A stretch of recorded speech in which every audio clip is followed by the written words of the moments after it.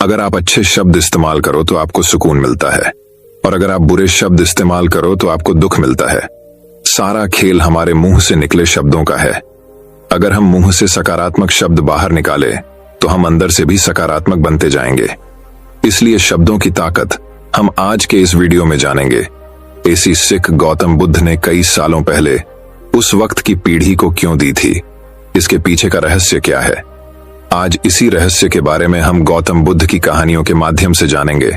तो बिना देर किए चलिए उन कहानियों की शुरुआत करते हैं। पहली कहानी। जो लोग बुद्धिमान हैं वह ये जानते हैं कि शब्द हथियार की तरह होते हैं, जिनसे किसी को भी बचाया जा सकता है या किसी को भी मारा जा सकता है। अब आप सोच रहे होंगे कि शब्दों से किसी को मारा कैसे जा सकता है, तो जरा सोचिए, ज्यादातर आत्महत्याओं के पीछे किसका कारण होता है। किसी के पति ने कुछ कहा, किसी के पिता ने कुछ कहा और उन लोगों ने आत्महत्या कर ली। ये आत्महत्या किसके कारण हुई? वो पीड़ित के मन को इतना दुखी कर गए कि उसके मन से वो दुख सहना और ज्यादा बर्दाश्त करना नामुमकिन हो गया, और इसी वजह से उन्होंने आत्महत्या कर ली। ऐसे ही आपके शब्द किसी को नया जीवन प्रदान कर सकते हैं। जब कोई आदमी उदास होता है या दुखी होता है तो आपके शब्द उसमें एक नया जोश, एक नया उत्साह भर सकते हैं, और एक हारा हुआ आदमी अपने जीवन में एक नई शुरुआत कर सकता है, सिर्फ शब्दों के माध्यम से, हमारी वाणी के माध्यम से। तो अब तक आप ये तो समझ ही गए होंगे कि हमारे शब्द हमारे जीवन को किस तरह निर्धारित करते हैं। शब्दों में कितनी ताकत होती है और किसी से बात करते वक्त हमें कितनी सावधानी से अपने शब्द सुनने चाहिए। आज की जो बौद्ध कहानी मैं आपको सुनाने वाला हूँ, उसमें आपको सीधे सीधे तौर पर कुछ ऐसे तरीके पता चलेंगे, कुछ ऐसी परिस्थितियां पता चलेगी जहां पे आपको हमेशा चुप रहना चाहिए। कुछ परिस्थितियों में अगर आप कुछ नहीं बोलेंगे तो वही आपके लिए सबसे ज्यादा बेहतर होगा। इससे पहले कि आप इस कहानी में खो जाएं, इस चैनल को सब्सक्राइब जरूर कर लें। तो चलिए कहानी शुरू करते हैं। एक बार की बात है, एक युवा लड़का एक बार एक बौद्ध भिक्षु के पास पहुंचा। वो काफी परेशान लग रहा था और उसने बौद्ध भिक्षु से जाकर पूछा कि हे महात्मा, मैं अपने आप से परेशान हूं, अपने आप से दुखी हूं। बाहरी रूप से मुझे कोई दुख नहीं है, मैं धन धान्य संपन्न हूं, मुझे कोई शारीरिक रोग भी नहीं है, लेकिन मैं खुद से परेशान रहता है, अपने मन से परेशान रहता हूं। अक्सर मेरी बातों को मेरा कोई भी दोस्त गंभीरता से नहीं लेता है, और ना ही मेरे परिवार के लोग मेरी किसी बात को गंभीरता से लेते हैं। मैं जो कुछ भी सलाह देता हूं, या तो वह उसे मजाक में उड़ा देते हैं या फिर उसे गंभीरता से लेते ही नहीं है। मेरी बातों को कोई गंभीरता से क्यों नहीं लेता है? क्यों मेरी बातों पर कोई अमल नहीं करता? क्यों मेरी बातों में कोई रुचि नहीं दिखाता? क्या कारण है? कृपया मुझे बताने का कष्ट करें और मेरे मन के इस दुख को दूर करें। यह सुनकर बौद्ध भिक्षु ने कहा कि आज सुबह मैं ध्यान करके वापस आ रहा था। रास्ते में कुछ कौवे कांव कांव कर रहे थे, और वहीं पर जब मैं चलता हुआ कुछ दूर आया तो मुझे एक मोर की मधुर आवाज सुनाई दी। ये सुनकर अचानक मेरे मन में ख्याल आया कि कौवे कितना कांव कांव करते हैं, कितना बोलते रहते हैं, लेकिन कोई भी प्राणी कौवे की आवाज को पसंद नहीं करता। मोर हमेशा सही परिस्थिति के हिसाब से बोलता है।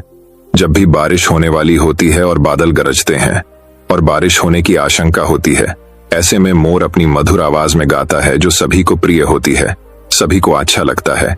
ऐसे ही अगर इंसान सही परिस्थिति के हिसाब से सही शब्द बोले, सही वाणी बोले, तो वही वाणी दूसरों के लिए संगीत हो जाती है, संगीत बन जाती है, और दूसरे लोग तुमसे सम्मोहित हो जाते हैं, और वहीं पर तुम्हें सब लोग गंभीरता से लेने लगते हैं।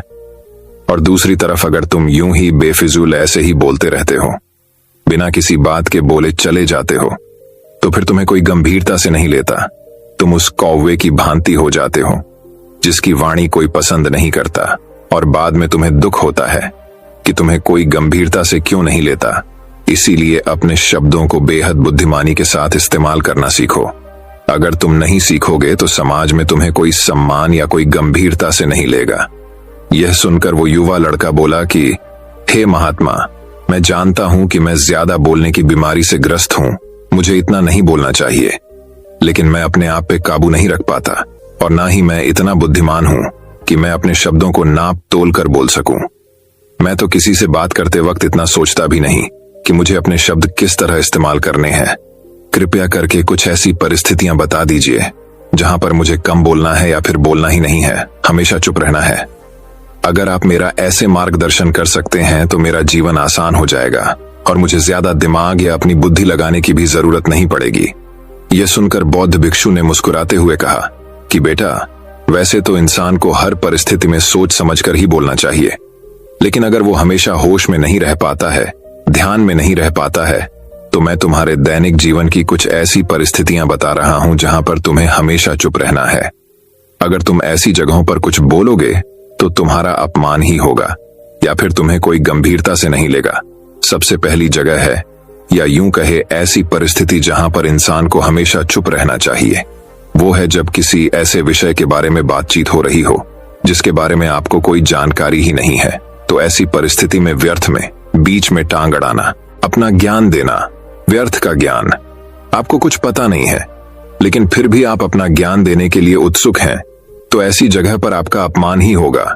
जरा तुम खुद सोचो, जब कोई बीमार आदमी अपनी बीमारी के बारे में चर्चा कर रहा हो और आपको उस बीमारी के बारे में कोई भी जानकारी नहीं है, लेकिन फिर भी आप व्यर्थ में बेकार में उसे ऐसी ऐसी औषधियां बता रहे हैं जिनका उसकी बीमारी से कोई तालमेल ही नहीं है, तो ऐसे में आप अपनी प्रतिष्ठा अपने हाथों से खो रहे होते हैं और आपको पता ही नहीं होता। ऐसी परिस्थिति में आदमी को हमेशा सुनना चाहिए। ध्यान से सुनना भी एक कला होती है। अगर आप सुनने का दिखावा करेंगे तो कहीं ना कहीं सामने वाले आदमी को ये एहसास हो जाता है कि ये मेरी बात पूरे ध्यान से नहीं सुन रहा है। इसीलिए जब आपको किसी विषय के बारे में पूरी तरह से जानकारी ना हो तो वहां पर केवल अपने कान लगाना ही ज्यादा महत्वपूर्ण होता है, ज्यादा जरूरी होता है। आप उस इंसान की बातें ध्यान से सुन सकते हैं और इसी बीच आप दोनों के बीच एक संबंध पैदा होगा और उस संबंध सच्चा होगा क्योंकि आपने उसके बात को बड़े ही ध्यान से सुना है और इस बात का पता सामने वाले को भी होता है। तो हम बिना कुछ बोले, सिर्फ सुनने मात्र से किसी को अपना दोस्त, अपना मित्र बना सकते हैं। इस बात को हमेशा ध्यान में रखना। दूसरी जगह जहां इंसान को हमेशा चुप रहना चाहिए वो है खाना खाते वक्त खाना। इंसान को हमेशा चुप रहकर खाना चाहिए, मौन रहकर खाना चाहिए। महात्मा बुद्ध और उनके भिक्षु हमेशा चुप रहकर भोजन करते हैं, शांत भाव से भोजन करते हैं, परिपूर्ण होकर भोजन करते हैं, पूरी तरह से करते हैं, एक एक टुकड़े का स्वाद लेकर भोजन करते हैं।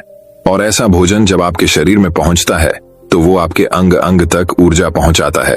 अक्सर हम भोजन करते वक्त कुछ ना कुछ बोलते रहते हैं, कुछ ना कुछ सुनते रहते हैं, लेकिन मौन रहकर पूरा स्वाद लेकर उस भोजन को कभी नहीं करते। हम उस भोजन को करते वक्त आधे अधूरे ही रहते हैं और इसीलिए हमारा शरीर रोगों से ग्रस्त हो जाता है। जरा तुम खुद सोचो, बौद्ध भिक्षु हमेशा भिक्षा लेकर भोजन करता है और भिक्षा भी कितनी बिल्कुल मामूली सी, और वो भी एक वक्त। तो एक वक्त भोजन करने के बाद भी वो इतने स्वस्थ रहते थे, इतने उत्साह, जोश और आनंद से भरे होते थे।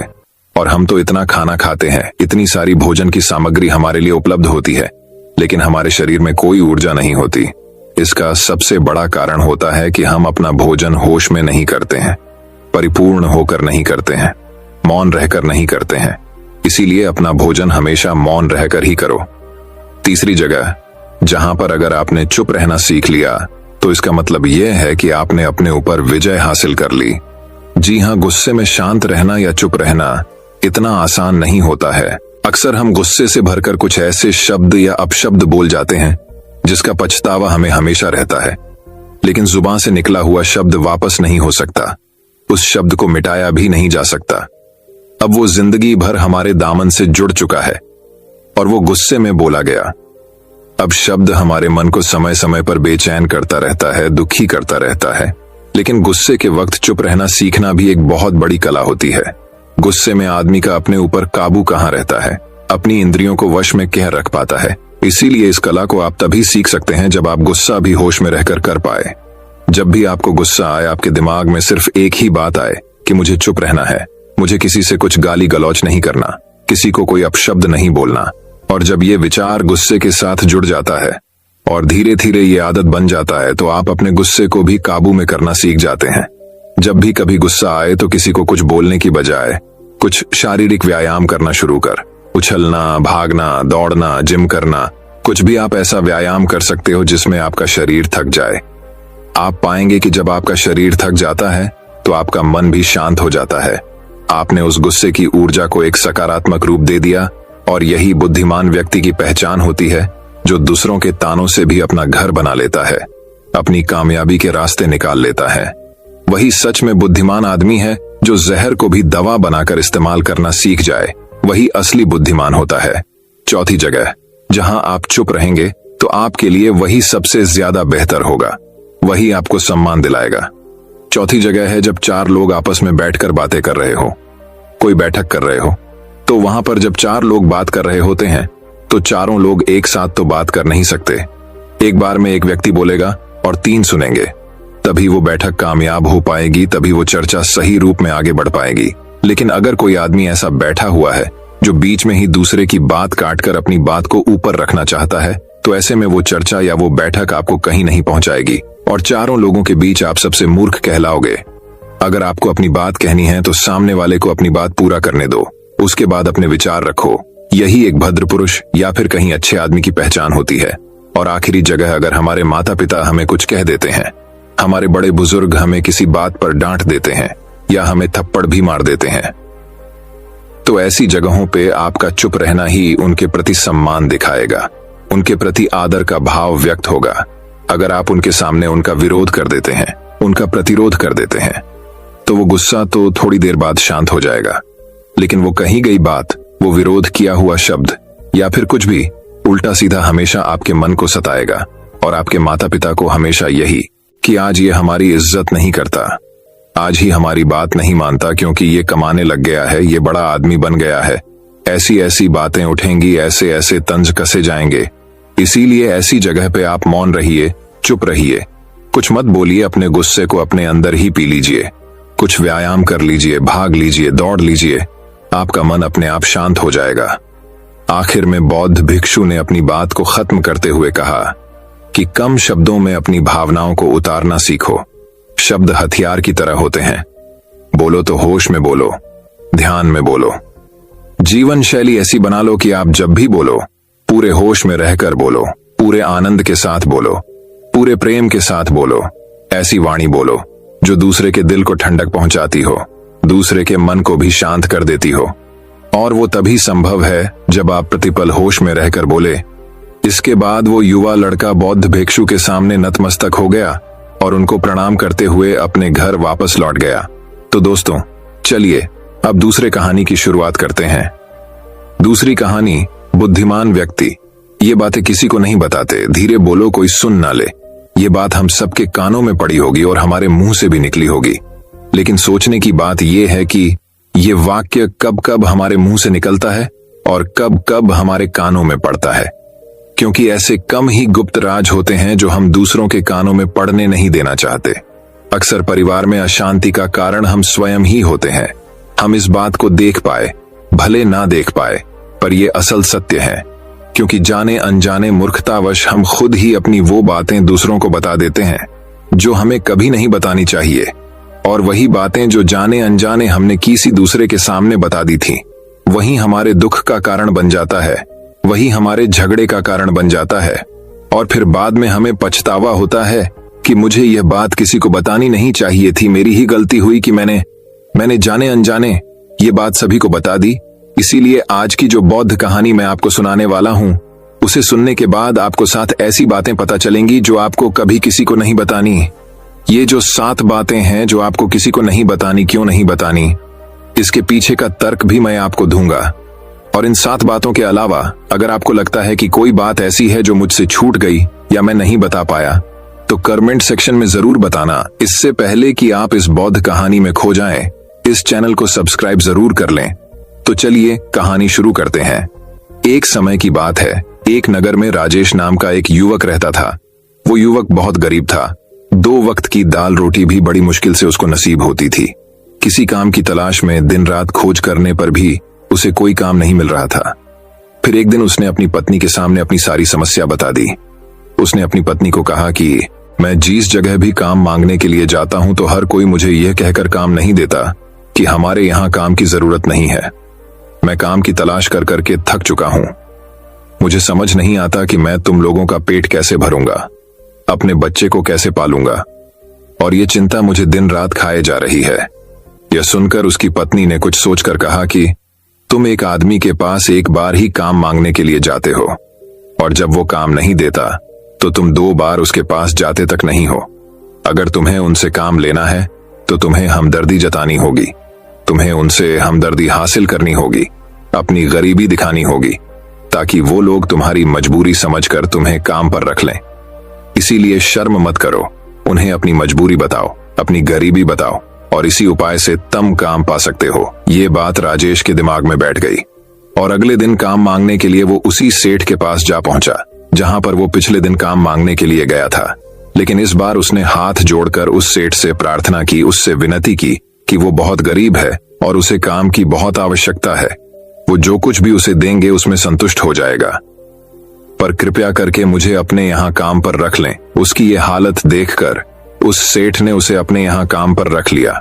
वो रोज वहां पर काम पर जाने लगा। अंदर ही अंदर वो खुश तो था कि उसे काम तो मिला, लेकिन उसे वेतन दूसरे लोगों से कम मिलता था। वही काम जो दूसरे लोग कर रहे थे, उन्हें ज्यादा वेतन मिल रहा था और इससे कम वेतन मिल रहा था। जब इस बारे में उसने अपने सेठ से कहा तो सेठ ने कहा कि देखो भाई, तुम्हें काम की जरूरत थी, मैंने तुम्हें काम दिया। मेरा धन्यवाद करने की बजाय तुम मुझसे शिकायत कर रहे हो। ये सुनकर रिंकू वहीं पर चुप हो गया। बात कहीं ना कहीं सत्य थी। सस्ती सेठ ने तो उसे उसकी मजबूरी के हिसाब से ही काम दिया था और इसीलिए वो उसे अपने अनुसार ही वेतन देता था। लेकिन धीरे धीरे उसने ये बात अपने संगे संबंधियों और अपने दोस्तों को भी बताना शुरू कर दी कि उसका सेठ कैसा आदमी है और उसे कितना वेतन देता है। समय बीतता रहा और राजेश पूरी लगन के साथ अपना काम करता रहा, लेकिन अब परिस्थितियां बदलने लगी थीं। सेठ अब राजेश से दूसरे लोगों से ज्यादा काम करा के लेता था और उसे कम वेतन उसे देता था। यह बात राजेश के मन को बहुत खलती थी। वो दूसरों से ज्यादा मेहनत कर रहा है और उनसे कम वेतन पा रहा है। इससे उसके आत्मसम्मान को बहुत गहरी चोट पहुंची। अब धीरे धीरे उसका मन अपने काम से हटने लगा। उसका मन काम में लगता ही नहीं था। जाहिर सी बात है कि ऐसी जगह किसका मन लगेगा जहां आदमी को अपने आत्मसम्मान के साथ समझौता करना पड़े। इसीलिए जल्द ही उसने अपना काम छोड़ दिया और वो घर पर आकर खाली बैठ गया। अब उसके पास घर का खर्चा चलाने के लिए भी पैसे नहीं बचे थे। इसीलिए उसने अपने सगे संबंधियों और अपने 2 दोस्तों से सहायता मांगने शुरू की। लेकिन उसके दोस्त उसके सामने तो उसे दया का पात्र समझते थे, उसे दिलासा देते थे, लेकिन पीछे से उसका मजाक उड़ाते थे। वो कहते हैं कि कितना बेवकूफ है, सेठ ने इतना काम लिया और बेचारे को पैसे भी नहीं दिए। अरे हम इसको पैसे दे दें तो ये कल हमारा भी पैसा वापस कर पाएगा। इसकी ऐसी हालत है, काम तो इसके पास कुछ है नहीं, पैसा कहां से लाके देगा। और इसी वजह से राजेश की हालत दिन ब दिन खराब होती जा रही थी। अब वो दिन रात तनाव में रहने लगा था। वही दोस्त, वही सगे संबंधी जो उसके अपने होने का दिखावा कर देते, वो उसे दया का पात्र समझ रहे थे। उन्हें उसके ऊपर तरस आ रहा था। सब लोग आकर उसे ज्ञान तो बहुत देते थे, लेकिन कोई सहायता नहीं करता था। और अक्सर ऐसा ही होता है, ज्ञान देने वाले तो बहुत मिल जाते हैं, लेकिन मदद करने वाले, उंगली पकड़कर, हाथ पकड़कर आगे चलाने वाले कितने लोग मिलते हैं। एक दिन उसे पता चला कि पड़ोस के गांव में एक बौद्ध भिक्षु आया हुआ है जो बहुत ही ज्ञानी है। राजेश इतना तनाव में था कि उसे कोई रास्ता नजर ही नहीं आ रहा था। इसीलिए जाने या अनजाने वो उस बौद्ध भिक्षु के पास पहुंच जाता है। वहां पहुंचकर वो सीधे उनके पैरों में गिरकर रोने लग जाता है। वो रोते रोते उन्हें अपनी सारी परिस्थिति बताता है। उसे बताता है कि किस तरह उसके सेठ ने उसका फायदा उठाया और उसके सगे संबंधी उसके साथ कैसा व्यवहार रखते हैं। सारी बातें सुनकर बौद्ध भिक्षु ने उसे चुप कराते कहा कि बेटा, ये सारी समस्याएं तुम्हारी बुद्धिहीनता, तुम्हारी मूर्खता के कारण उत्पन्न हुई है। अगर तुम्हारे अंदर विवेक होता तो इनमें से एक भी समस्या तुम्हारे मन को दुखी नहीं कर सकती थी। लेकिन तुमने अपने अविवेक के कारण, अपनी मूर्खता के कारण खुद ही अपने रास्ते में कांटे बिछा दिए। आज मैं तुम्हें 7 बातें बता रहा हूं जो भूल कर भी किसी को मत बताना, और इन बातों का अनुसरण करते हुए तुम बाहर से मिलने वाले दुखों को दूर कर ही सकते हो जो बेवजह दुनिया की वजह से तुम्हारे अंदर पनपते हैं। पहली बात जो किसी को नहीं बतानी चाहिए वो है अपनी मजबूरी। अपनी मजबूरी का दिखावा करके, दूसरों का दया पात्र बन के उनकी सहायता लेने की गलती कभी मत करना। हो सकता है कि आज वो तुम्हारी मजबूरी देखकर तुम्हारी सहायता कर दें, लेकिन कल वो तुम्हारा फायदा उठाने से भी नहीं चूकेगा। और अगर फायदा भी नहीं उठाया तो दूसरों के सामने तुम्हारा मजाक बनाने में वो आदमी कभी नहीं चुकेगा। इसीलिए कभी भी अपनी मजबूरी का दिखावा मत करो।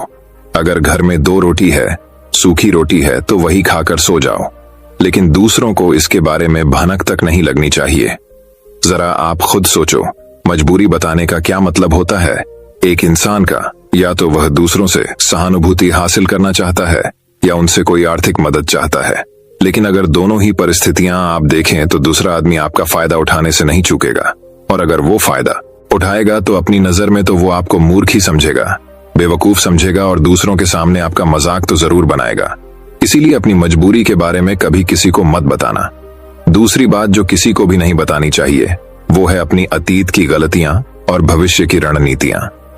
जरा सोचो कि अगर हम अपने अतीत की गलतियों किसी दूसरे को बताते हैं तो उसका क्या प्रभाव होगा। वो गलतियां ठीक तो नहीं की जा सकती, जाहिर है, तो उन्हें बताने का क्या मतलब रह जाता है। आप अपने अंधेरे पक्ष को खुद दुनिया के सामने बता रहे हो, खुद अपनी गलतियां दूसरों के सामने बता रहे हो।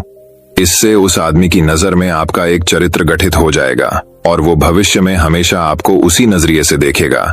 इसीलिए किसी भी आदमी की नजर में अपना चरित्र गठित मत होने दो। और जरा सोचो कि आप व्यर्थ में ही अपने भविष्य की रणनीतियां दूसरों के सामने बता रहे हो।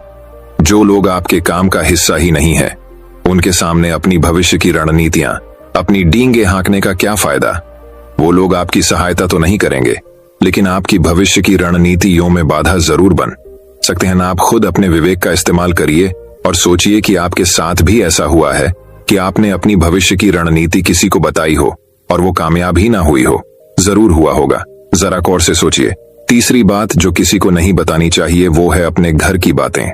जो भी हमारे घर के अंदर आपस में बातचीत होती है, हमारे माँ बाप के साथ, हमारी पत्नी के साथ, हमारे बच्चों के साथ, वो बातें परिवार तक ही सीमित रहनी चाहिए।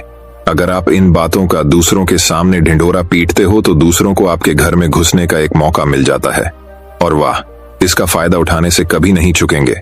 वो आपके परिवार के सदस्यों को आपसे दूर लेकर जाने की कोशिश कर लेंगे। अक्सर ऐसा होता है। हम समाज में देखते हैं कि हम अपने घर के इगड़ों को कम करने के लिए उन झगड़ों को अपने पड़ोसियों और दूसरे गे संबंधियों को बता देते हैं, लेकिन इससे आपको सहायता कभी नहीं मिली होगी, बल्कि आपके घर के लड़ाई झगड़े और ज्यादा बढ़ गए हों, और वो जाहिर है वो बढ़ेंगे। अगर आप अपने माँ बाप की बात दूसरों को बताएंगे तो आपके माँ बाप को बुरा लगेगा ही कि हमारा बेटा हमसे बताए बगैर दूसरों को ये बातें बता रहा है। इसीलिए अपने घर की बातें और अपने घर की लड़ाई झगड़े किसी के सामने मत बताना। चौथी बात जो मैं आपको बताने जा रहा हूं, जो किसी को नहीं बतानी चाहिए, वो सुनने पर बहुत अजीब लग सकती है, लेकिन उसका सत्य भी मैं आपको एक तर्क के माध्यम से दूंगा। मैं कहता हूं कि अपनी आमदनी किसी को मत बताना। अब अपनी आमदनी ना बताने के पीछे क्या मतलब हो सकता है?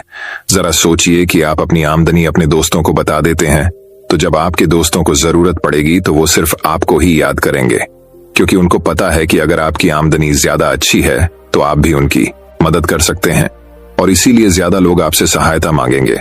और जब आप उनकी सहायता नहीं करेंगे तो वो सोचेंगे कि इस आदमी के पास पैसे हैं, मेरी सहायता कर सकता है, लेकिन यह सहायता कर नहीं रहा है, और इसीलिए आपकी आमदनी आप दोनों दोस्तों के बीच एक झगड़े का कारण हो सकती है।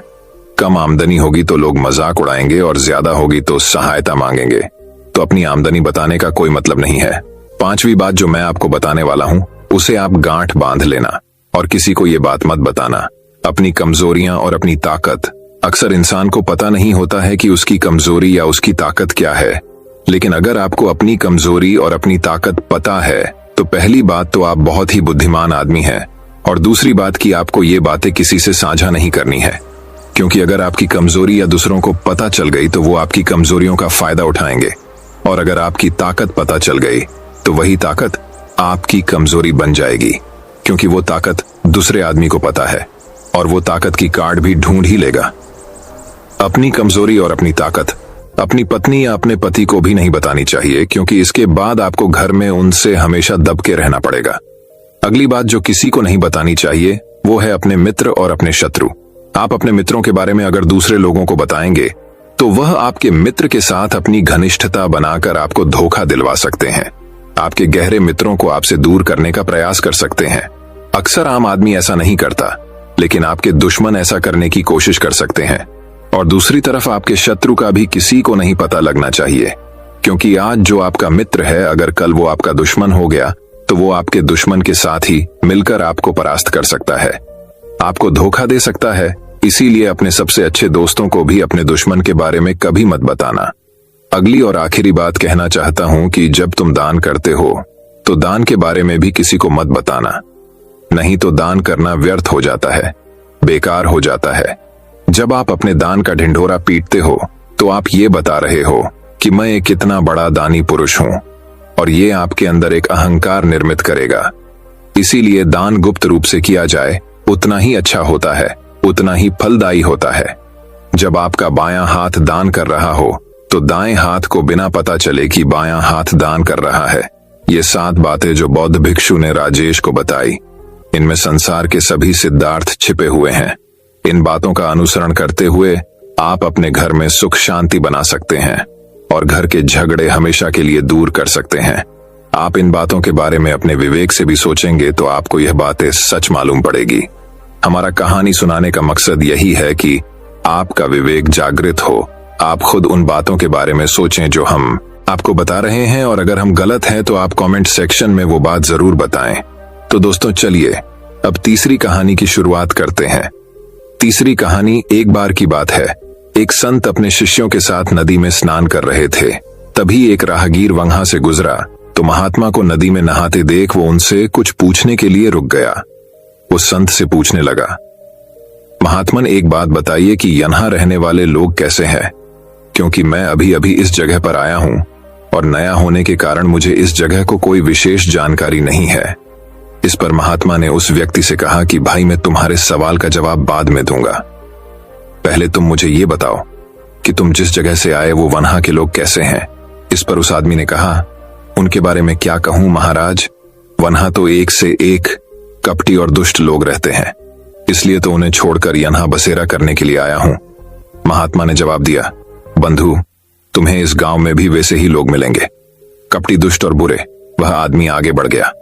थोड़ी देर बाद एक और राहगीर उसी मार्ग से गुजरता है और महात्मा से प्रणाम करने के बाद कहता है, महात्मा जी मैं इस गांव में नया हूं और परदेश से आया हूं और इस ग्राम में बसने की इच्छा रखता हूं, लेकिन मुझे यहाँ की कोई खास जानकारी नहीं है, इसीलिए आप मुझे बता सकते हैं ये जगह कैसे है और यहाँ रहने वाले लोग कैसे हैं। महात्मा ने इस पर फिर वही प्रश्न किया और उनसे कहा कि मैं तुम्हारे सवाल का जवाब तो दूंगा, लेकिन बाद में पहले तुम मुझे ये बताओ कि तुम पीछे से जिस देश से भी आए हो वहां रहने वाले लोग कैसे हैं। उस व्यक्ति ने महात्मा से कहा, गुरुजी जहां से मैं आया हूं वहां भी सभ्य सुलझे हुए और नेक दिल इंसान रहते हैं। मेरा वहां से कहीं और जाने का कोई मन नहीं था, लेकिन व्यापार के सिलसिले में इस ओर आया हूं और यहाँ की आबोहवा भी मुझे भा गई है, इसलिए मैंने आपसे ये सवाल पूछा था। इस पर महात्मा ने उसे कहा, बंधु तुम्हें यहाँ भी नेक दिल और भले इंसान मिलेंगे। वह राहगीर भी उन्हें प्रणाम करके आगे बढ़ गया। शिष्य ये सब देख रहे थे तो उन्होंने उस राहगीर के जाते ही पूछा, गुरुजी ये क्या आपने दोनों राहगीरों को अलग अलग जवाब दिए, हमें कुछ भी समझ नहीं आया। इस पर महात्मा मुस्कुराकर बोले, वत्स आमतौर पर हम अपने आसपास की चीजों को जैसे देखते हैं वैसे वो होती नहीं है, इसलिए हम अपने अनुसार अपनी दृष्टि से चीजों को देखते हैं, और ठीक उसी तरह जैसे हम हैं। अगर हम अच्छाई देखना चाहें तो हमें अच्छे लोग मिल जाएंगे, और अगर हम बुराई देखना चाहें तो हमें बुरे लोग ही मिलेंगे। सब देखने के नजरिए पर निर्भर करता है, यही जिंदगी का सार है। तो दोस्तों चलिए अब चौथे कहानी की शुरुआत करते हैं। चौथी कहानी। एक और कहानी की शुरुआत कुछ इस प्रकार होती है। दोस्तों बहुत समय पहले की बात है। शांतिनगर राज्य में बड़ी जोरदार ठंड पड़ रही थी। राजा चंद्रसेन के दरबार में इस ठंड की बहुत चर्चा हुई। पुरोहित ने महाराज को सुझाया, महाराज यदि इन दिनों यज्ञ किया जाए तो उसका फल उत्तम होगा। दूर दूर तक उठता यज्ञ का धुआं सारे वातावरण को स्वच्छ और पवित्र कर देगा। दरबारियों ने एक स्वर में कहा, बहुत उत्तम सुझाव है पुरोहित जी का, महाराज को यह सुझाव अवश्य पसंद आया होगा। महाराज चंद्रसेन ने कहा, ठीक है, आप आवश्यकता के अनुसार हमारे कोष से धन प्राप्त कर सकते हैं। महाराज ये महान यज्ञ 7 दिन तक चलेगा, कम से कम 1 लाख स्वर्ण मुद्राएं तो खर्च हो ही जाएंगी। प्रतिदिन सवेरे सूर्योदय से पहले मैं नदी के ठंडे जल में खड़े होकर तपस्या करूंगा और देवी देवताओं को प्रसन्न करूंगा। और अगले ही दिन से यज्ञ शुरू हो गया। इस यज्ञ में दूर दूर से हजारों लोग आते और ढेरों प्रसाद बढ़ता है। पुरोहित जी यज्ञ से पहले सुबह सवेरे कड़कड़ाती ठंड में नदी के ठंडे जल में खड़े होकर तपस्या करते, देवी देवताओं को प्रसन्न करते। लोग यह सब देखते और आश्चर्यचकित होते। एक दिन राजा चंद्रसेन भी सुबह सवेरे पुरोहित जी को तपस्या करते देखने के लिए गए। उनके साथ उनके मंत्री माधव भी थे। ठंड इतनी थी कि दांत किटकिटा रहे थे। ऐसे में पुरोहित जी को नदी के ठंडे पानी में खड़े होकर तपस्या करते देख राजा चंद्रसेन ने माधव से कहा, आश्चर्य, अद्भुत करिश्मा है। कितनी कठिन तपस्या कर रहे हैं हमारे पुरोहित जी। राज्य की भलाई की उन्हें कितनी चिंता है, वह तो है ही। आइए महाराज, जरा पास चलकर देखें पुरोहित जी की तपस्या को। माधव ने कहा, लेकिन पुरोहित जी ने तो यह कहा है कि तपस्या करते समय कोई पास ना आए, इससे उनकी तपस्या में विघ्न पैदा होगा। राजा ने कहा, तो महाराज, हम दोनों ही कुछ देर तक उनकी प्रतीक्षा कर लें। जब पुरोहित जी तपस्या समाप्त करके ठंडे पानी से बाहर आए तो फल फूल देकर उनका सम्मान करें। राजा चंद्रसेन को माधव की यह बात झंझ गई। वह एक ओर बैठकर पुरोहित को तपस्या करते देखते रहे। काफी समय गुजर गया, लेकिन पुरोहित जी ने ठंडे पानी से बाहर निकलने का नाम तक न लिया। तभी माधव बोल उठा, अब समझ में आया, लगता है ठंड की वजह से पुरोहित जी का शरीर अकड़ गया है, इसीलिए शायद इन्हें पानी से बाहर आने में कष्ट हो रहा है। मैं इनकी सहायता करता हूं। माधव नदी की ओर गया और पुरोहित जी का हाथ पकड़कर उन्हें बाहर खींच लाया। पुरोहित जी के पानी से बाहर आते ही राजा हैरान रह गए। उनकी समझ में कुछ नहीं आ रहा था। वे बोले, अरे, पुरोहित जी की तपस्या का चमत्कार तो देखो, इनकी कमर से नीचे का सारा शरीर नीला हो गया। माधव हंसकर बोला, यह कोई चमत्कार नहीं है महाराज, ये देखिए, सर्दी से बचाव के लिए पुरोहित जी ने धोती के नीचे नीले रंग का जलरोधक पाजामा पहन रखा है। राजा चंद्रसेन हंस पड़े और माधव को साथ लेकर अपने महल की ओर चल दिए। दोस्तों, मैं उम्मीद करता हूं कि यह कहानी सुनने से आपके जीवन में अच्छे बदलाव आए होंगे। आपको इस वीडियो से क्या सीखने मिला ये कमेंट करके जरूर बताएं और अपने परिवार, दोस्तों या आपके करीबी इंसान के साथ ये कहानी शेयर करके उन्हें भी इस ज्ञान से परिचित करवाएं। बाकी अगर आपको यह वीडियो दिल से अच्छी लगी हो तभी इस वीडियो को लाइक कर देना और आपने अब तक इस चैनल को सब्सक्राइब न किया हो तो चैनल को सब्सक्राइब भी जरूर कर देना। आपका हर दिन शुभ हो और खुशियों से आपका जीवन भरा रहे। धन्यवाद। नमो बुद्धाय।